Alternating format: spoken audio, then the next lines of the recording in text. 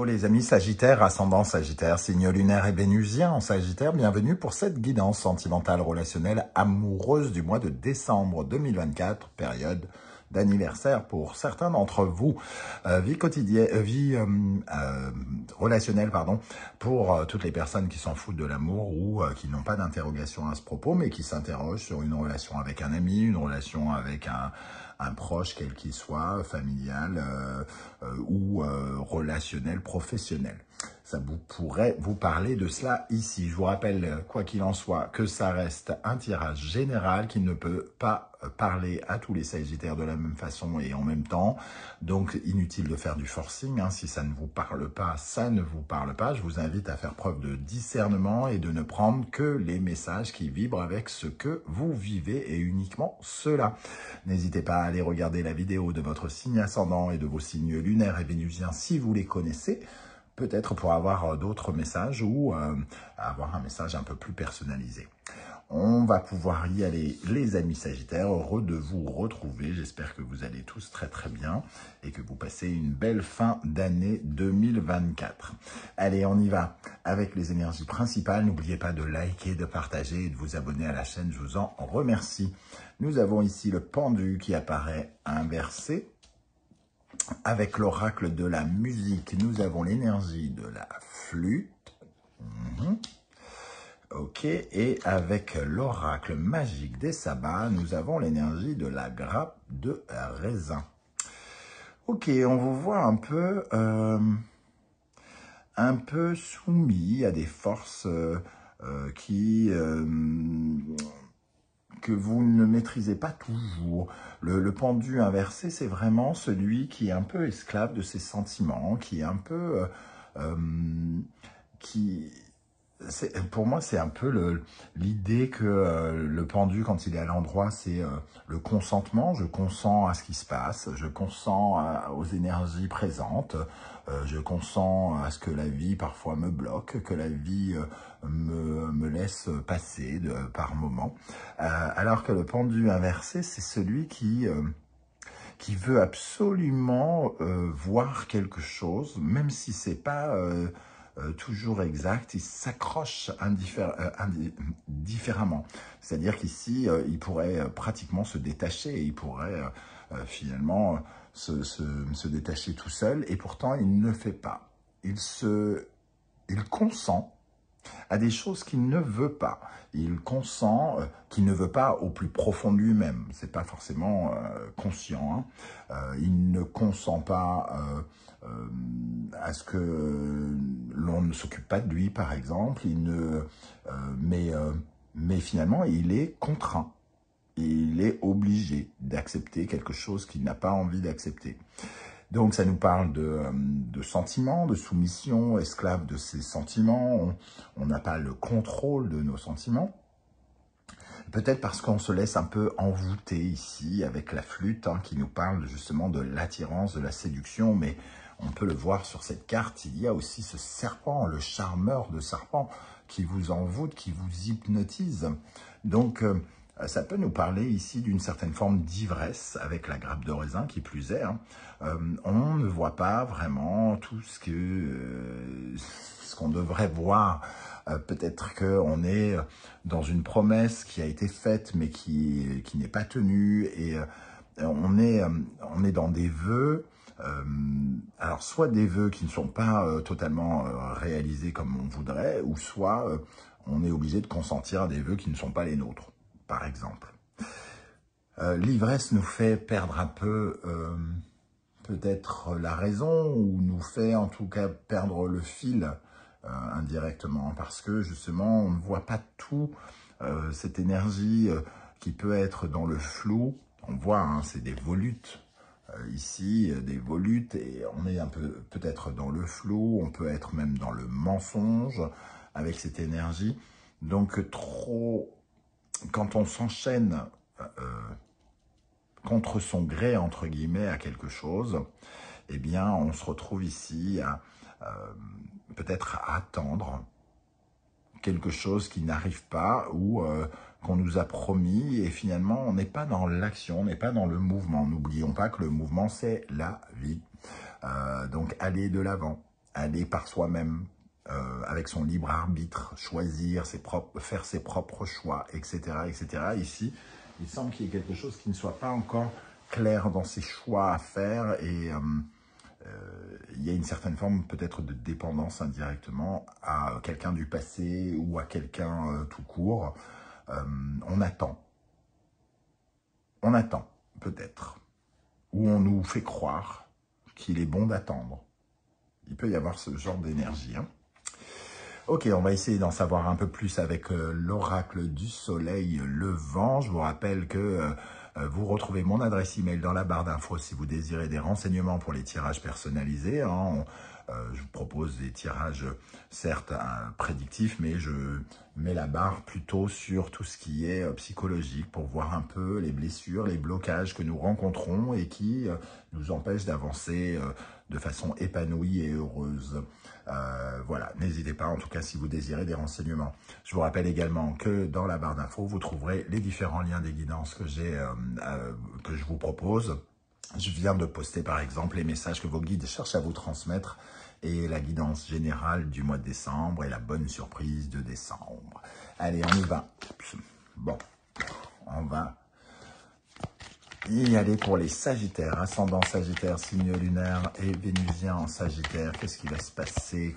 Quelles sont les énergies qui accompagneront les Sagittaires pendant le mois de décembre dans le domaine sentimental, relationnel, amoureux? Peut-être que vous êtes accroché à un souvenir aussi, hein, une certaine forme de nostalgie pour certains qui vous comble alors que c'était pas si joli que ça, que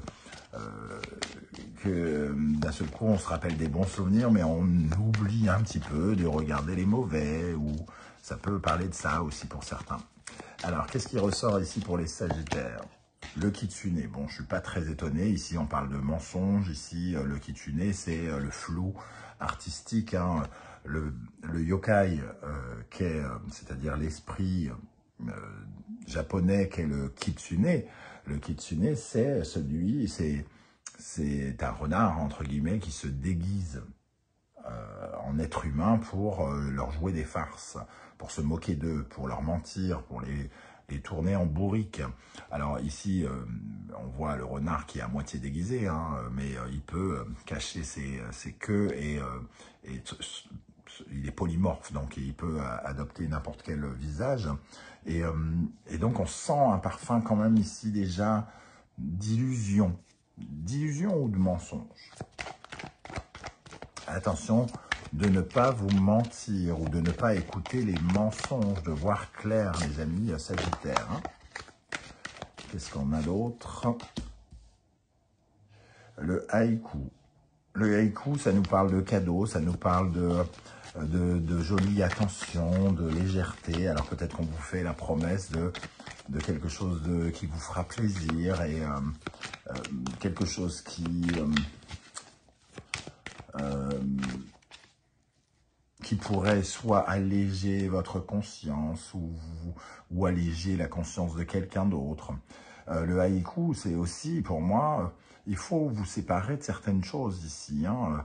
Il y a des feuilles mortes qui s'envolent de ce livre, qui représente plutôt une certaine forme de printemps, justement, ce haïku. Donc on se sépare quelque part de ce qui doit partir. Et de ses illusions, sans doute aussi. Hein. La lanterne vient nous dire qu'effectivement, il faut mettre la lumière, hein. Il faut apprendre à savoir, hein. Il faut apprendre à voir clair dans le noir. Par rapport à ce kitsune, ces mensonges, ces illusions, il faut faire preuve de discernement et non pas se laisser aller à l'ivresse, au mensonge et au charme de quelque chose. Une dernière. Le cimetière, donc je vous dis, hein, il faut lâcher, il faut tourner certaines pages, il faut faire le deuil de quelque chose. Le deuil d'une promesse, le deuil de quelque chose qu'on vous devait, que vous pensiez avoir le droit d'obtenir, que l'on vous a proposé de vous offrir. Il y a ici quand même une page à tourner. Il faut alléger le livre, il faut alléger l'histoire en l'éclairant, en offrant plus de lumière à votre vie sentimentale, c'est-à-dire la vie sentimentale, ce n'est pas consentir à des choses malgré nous. c'est être libre de ses propres choix, ce n'est pas être dominé par quelqu'un, pas être dominé par ses sentiments. Être amoureux, c'est s'aimer soi et aimer l'autre, et c'est juste ça. Tout le reste, ce n'est pas de l'amour, c'est du déguisement d'amour, c'est du kitsune d'amour. Ici, on vous dit d'alléger la situation. Toutes les situations, là, je donne un portrait peut-être qui paraît sombre, mais vous vivez des choses très très différentes. Donc la notion de mensonge, ça peut prendre mille formes, hein, bien évidemment. Mais on vous dit, allégez le livre, ne vous soumettez pas. N'acceptez pas des choses que vous n'avez pas vraiment envie d'accepter, entre guillemets. Ça peut être le fait qu'on vous raconte quelque chose pour aller voir la belle-mère. Hein. Voilà, ça dépend de ce que vous vivez. Rappelez-vous-en, gardez votre bon discernement par rapport à ça. Ok, avec l'oracle de la numérologie karmique, on va regarder les énergies qui ressortent. Je vous rappelle que vous retrouvez les références des oracles et tarots que j'utilise dans la barre d'infos, juste en dessous, hein, et notamment mes 2 créations. N'hésitez pas à aller les découvrir en vidéo sur ma chaîne. Qu'est-ce qui va se passer dans la vie sentimentale, relationnelle, amoureuse des Sagittaires avec ce pendu inversé?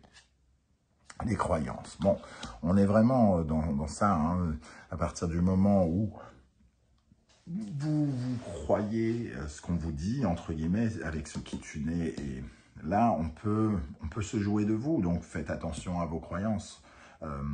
Ne croyez que ce que vous voyez, entre guillemets. Retrouvez le plancher des vaches pour être plus dans la vraisemblance, plus dans le discernement, être lucide sur ce qui se passe si c'est vraiment nécessaire. Vos croyances sont à... il faut revenir aux sources de vos croyances. Sur cette terre, entre guillemets, revenir sur terre. La retour aux sources, c'est ça, revenir sur terre. Revenez sur terre par rapport à quelque chose en lien à une relation ou à une relation amoureuse ou autre. Hein. Ok, on va regarder quelle est l'énergie qui vous aidera. Alors là, on a la grenouille qui a sauté, le retour de quelqu'un ou le retour de quelque chose. Le retour de bâton, on attend quelque chose en conséquence de... Ça peut nous parler de ça. Qu'est-ce qui va vous aider, les amis Sagittaires? Qu'est-ce qui vous aide? Sur quoi vous devez vous appuyer pendant ce mois de décembre? Le soleil levant. Un nouveau départ, certes, mais aussi cette lumière naissante. Derrière la nuit, et la nuit, le mensonge, tout ce qu'on ne voit pas, ici, avoir un éclairage nouveau. Une nouvelle vision aussi, hein, très probablement, de la situation. Et accepter que des choses ne sont plus, n'existent plus ou ne seront plus les mêmes, ont été transformées avec le cimetière. Donc les choses se sont transformées. Ici, il y a comme un nouveau départ que vous devez, entre guillemets, accepter. Qu'est-ce qui, au contraire, vous ralentit, les amis Sagittaires? Qu'est-ce qui pourrait attirer votre attention ici? Calligraphie. Calligraphie, si ce n'est pas écrit noir sur blanc, ce n'est pas forcément réel aussi. Hein. Donc la calligraphie, c'est aussi tous les doutes, des incertitudes que cela peut créer. Ce ne sont que des prières, entre guillemets, qu'elle écrit ici, hein, dans ce sanctuaire. Mais c'est écrit noir sur blanc. Donc ce qui vous empêche finalement d'être totalement... heureux, c'est une sorte d'attente, une certaine forme de joie ou de fausse joie plutôt. On reparle avec cette énergie, un peu comme je vous l'ai dit ici, de promesse qui n'est pas tenue ou qui ne peut pas être retenue. Il y a une certaine forme d'incertitude et ça peut même tourner jusqu'au canular quelque part. Donc il y a quand même le fait d'ouvrir les yeux qui va être très important selon moi. On va compléter avec une carte du tarot mystique. Qu'est-ce qui peut vous aider avec le soleil levant, les amis Sagittaire? Qu'est-ce qui peut vous aider? 3 de denier. Donc, le 3 de denier, c'est rien ne se fait sans travailler en équipe, sans travailler ensemble, sans le faire ensemble, sans qu'on prenne en considération vos capacités à vous et que vous preniez en considération les capacités de l'autre. Les couples, les amours, les relations ne se construisent qu'ensemble. C'est ce qu'on vous dit ici. Hein. Et qu'est-ce qui, au contraire, vous nuit, vous ralentit, sur quoi vous pourriez travailler, les amis Sagittaires, avec le calligraphie. Le 9 de bâton. Le 9 de bâton, c'est d'une certaine manière ne pas réussir à aller au bout d'une démarche. Il y a quelque chose qui ne va pas au bout, ici. Il y a un laisser tomber. Alors, est-ce que c'est vous qui laissez tomber? Est-ce que c'est celui qui fait une promesse qui laisse tomber? En tout cas, il y a quelque chose qui ne va pas au bout et qui reste sur la défensive, qui reste en mode protection. Je ne me mets pas... je ne m'expose pas à un danger. Je ne veux pas m'exposer à une situation qui m'oblige à aller clôturer quelque chose. C'est là-dessus que vous pourriez travailler, le fait de ne pas lâcher l'affaire jusqu'à ce que le sujet, entre guillemets, soit clos d'une manière ou d'une autre. On va regarder les énergies qui ressortent pour les Sagittaires célibataires. Dans un premier temps, qu'est-ce qui va se passer dans la vie sentimentale, relationnelle, amoureuse des Sagittaires célibataires? Roi de denier et 5 d'épée. Le mental ici vient, entre guillemets, remettre en question vos certitudes. Le roi de denier, pour moi, c'est celui qui construit, qui est dans la certitude. Et ici, le 5 d'épée vient créer une sorte de distorsion dans le mental, créer des pensées contradictoires qui viennent un peu vous perturber. Donc, vous pensez beaucoup, vous réfléchissez beaucoup à quelque chose que vous voudriez peut-être partager, construire avec quelqu'un. Mais ce mental ici, c'est une énergie de combat. On combat. Sa tête, dans notre tête, il y a quelque chose qui est de l'ordre du combat, qui n'est pas clair, qui n'est pas compris, intellectualisé de la bonne façon. Quelles sont les énergies pour, décidément, pour les couples Sagittaires, pour les personnes qui se considèrent en couple? Nous avons le 7 de coupe, l'illusion, hein, le 7 de coupe. Il y a plein de possibilités, mais nous, ce qu'on voit, c'est ce qu'il y a de plus grand, de plus, peut-être le plus irréaliste, le plus fou.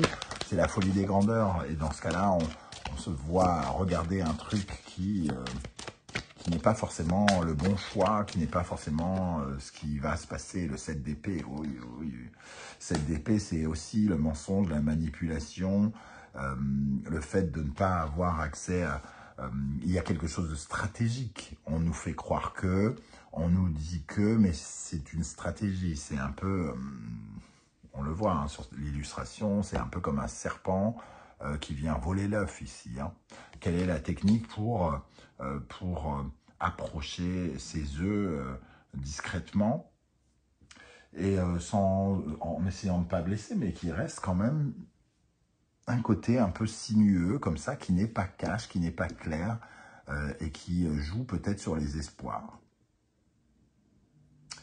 Ok, on termine avec une énergie ici du tarot Saint-Baudelon, un message ou un conseil pour vous, les amis Sagittaires, dans le domaine sentimental, relationnel, amoureux.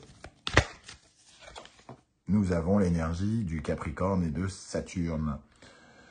Face au blocage, face aux choses qui vous semblent rudes, l'énergie du Capricorne qui semble rude, on vous dit de regarder les vérités en face. Seule la vérité vous fait grandir. Le Capricorne et Saturne, c'est vraiment l'énergie d'être un adulte. Donc, si vous avez le sentiment que quelque chose vous fait vous comporter comme un enfant, On vous dit, soyez un adulte, soyez mûr, soyez réaliste. Voilà les amis Sagittaires, comment je ressens ce tirage. Je vais, je pense, recevoir encore des messages où on me dit « oui, c'est toujours pourri ». Mais il n'y a pas de tirage pourri, il y a des tirages qui nous apprennent à nous élever, à comprendre certaines situations. Moi, je ne vois jamais rien de totalement pourri. Ici, quand on ressent ces énergies, ça va vous parler de façon totalement différente. Donc, on ne s'énerve pas, c'est pas de la chirurgie plastique non plus ou chirurgicale. Hein. Ce ne sont que des cartes. Voilà, donc vous prenez les messages s'ils vous intéressent. Si ça vous intéresse pas, vous les laissez de côté, il n'y a pas de souci. Je tenais en tout cas à vous remercier pour vos likes, vos partages, vos demandes d'abonnement et vos commentaires. J'espère que vous viendrez nombreux commenter cette vidéo ici, ci-dessous. Peut-être en laissant un petit coucou, un petit émoticône si ça vous fait plaisir. On se retrouve très bientôt pour une guidance professionnelle cette fois-ci. En attendant, je vous souhaite de passer de belles fêtes de fin d'année. Les amis Sagittaires, prenez bien soin de vous. Merci d'être là et à très très bientôt. Ciao, ciao.